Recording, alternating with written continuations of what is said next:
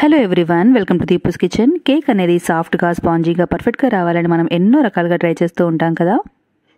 ఒకసారి ఈ స్టైల్లో ట్రై చేసి చూడండి, మీరు ఇంకా మాస్టర్ అయిపోతారనమాట. చూస్తున్నారు కదా టెక్స్చర్ అనేది మనకి ఎంత పర్ఫెక్ట్గా వచ్చిందో. ఈ ఒక్క బేస్ చేయడం తెలిస్తే చాలు, మనం ఎన్నో రకాల కేకుల్ని ఈజీగా ఇంట్లోనే ప్రిపేర్ చేసేసుకోవచ్చు. బయట ఆర్డర్ చేయాల్సిన అవసరం అస్సలు ఉండదు.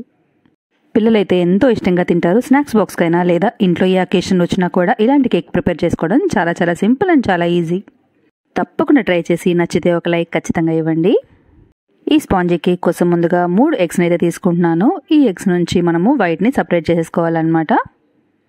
సో ఇలాగా ఎగ్ ఎల్లోని ఎగ్ వైట్ని సపరేట్ చేసేసి, ఈ ఎగ్ వైట్ ఉంది కదా దీన్ని మనం బీటర్ తోటి బీట్ చేసేసుకుందాం. కావాలంటే మిక్సీ జార్లో అయినా యాడ్ చేసేసుకొని ఇదే ప్రాసెస్ని మనము చేసేసుకోవచ్చు. కాకపోతే మనకి మిక్సీ జార్లో ఇలా క్రీమీ కన్సిస్టెన్సీ రావడం అనేది కొంచెం కష్టము. చూస్తున్నారు కదా, మనకి ఒక్క నిమిషంలో ఫ్రూదీగా అయితే తయారైపోయింది. ఇప్పుడు 1 కప్ అంతా పౌడర్ షుగర్ని తీసుకోవాలి.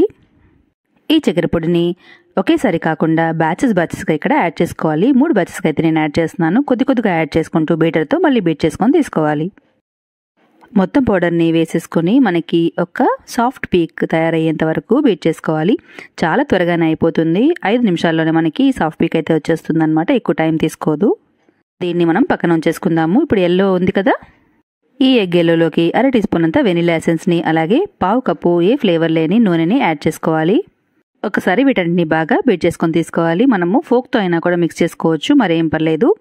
సో ఇలా కంబైన్ చేసిన ఆయిల్ మిక్స్చర్ని ఇక్కడ యాడ్ చేసేసుకోవాలి. ఒకసారి బాగా మిక్స్ చేసుకొని తీసుకోవాలి. మరీ ఫాస్ట్గా కాకుండా ఇలా చిన్నగా కలుపుకొని వీటన్నిటిని కంబైన్ చేసేసుకోవాలి.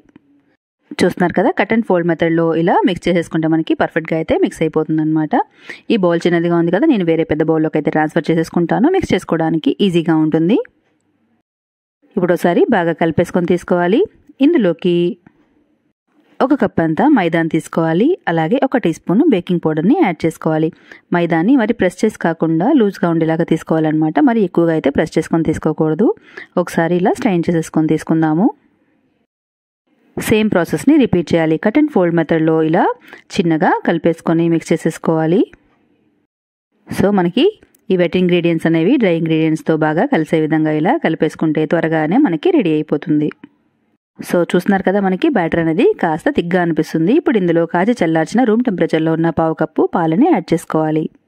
నేను చెప్తున్నా ఈ మెజర్మెంట్స్ అన్ని చాలా పర్ఫెక్ట్ మెజర్మెంట్స్. కళ్ళు మూసుకొని ఎవరైనా సరే ఈజీగా స్పాంజీ వెనిలా కేక్ని ప్రిపేర్ చేసేయచ్చు ఈ మెజర్మెంట్స్ తోటి. ఒకసారి మిక్స్ చేసేసుకొని తీసుకుంటే మనకి కేక్ బ్యాటర్ అయితే రెడీ అయిపోయింది. ఇప్పుడు ఒక కేక్ టిన్ని తీసుకొని ఆయిల్తో బ్రష్ చేసేసుకోవాలి. ఇందులో బటర్ పేపర్ని ఉంచుకొని మరొకసారి ఆయిల్తో బ్రష్ చేసుకొని తీసుకోవాలి. బటర్ పేపర్ లేకపోతే మైదానైనా కూడా స్ప్రింకిల్ చేసుకొని తీసుకోవచ్చు, మరేం పర్లేదు. మనం రెడీ చేసిన కేక్ బ్యాటర్ని అయితే ఇక్కడ యాడ్ చేసుకోవాలి. కన్సిస్టెన్సీ చూస్తున్నారు కదా, ఇది పర్ఫెక్ట్ అనమాట. ఒకసారి ట్యాప్ చేసుకొని తీసుకోవచ్చు, లేదంటే ఏదైనా టూత్ పిక్ తోటి ఇలాగా ఎయిర్ని క్లియర్ చేసుకోవచ్చు. రెడీ అయిన కేక్ టిని బేక్ చేయడానికి పెట్టేసుకుందాము. కుక్కర్లోకి కాస్త ఉప్పుని యాడ్ చేసుకోవాలి.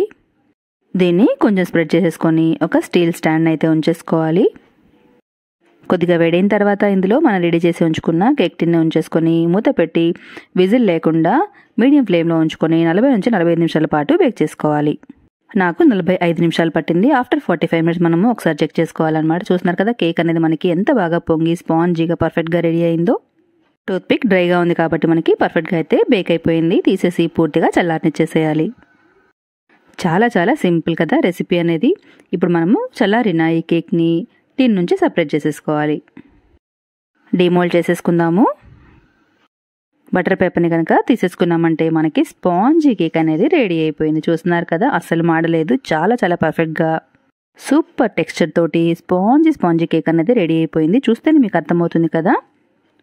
మీరు కావాలనుకుంటే ఇలాగే ముక్కలుగా కట్ చేసుకొని సర్వ్ చేసుకోవచ్చు, లేదంటే ఫ్రాస్టింగ్ చేసుకొని దీన్ని బర్త్డే కేక్ లాగైనా కూడా ప్రిపేర్ చేసుకోవచ్చు, లేదా సింపుల్గా టీ టైం ఉన్న సర్వ్ చేసుకోవచ్చు.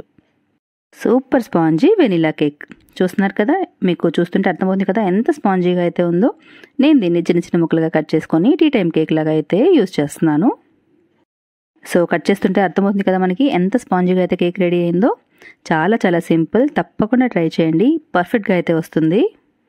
చేసి ఈ పర్ఫెక్ట్ అయిన స్పాంజీ కేక్ కోసం ఖచ్చితంగా ఒక లైక్ అయితే ఇవ్వండి. ఛానల్ని సబ్స్క్రైబ్ చేసుకోవడం మర్చిపోకండి. ఫ్రెండ్స్ అండ్ ఫ్యామిలీస్కి షేర్ చేసి నన్ను సపోర్ట్ చేయండి. Thanks for watching.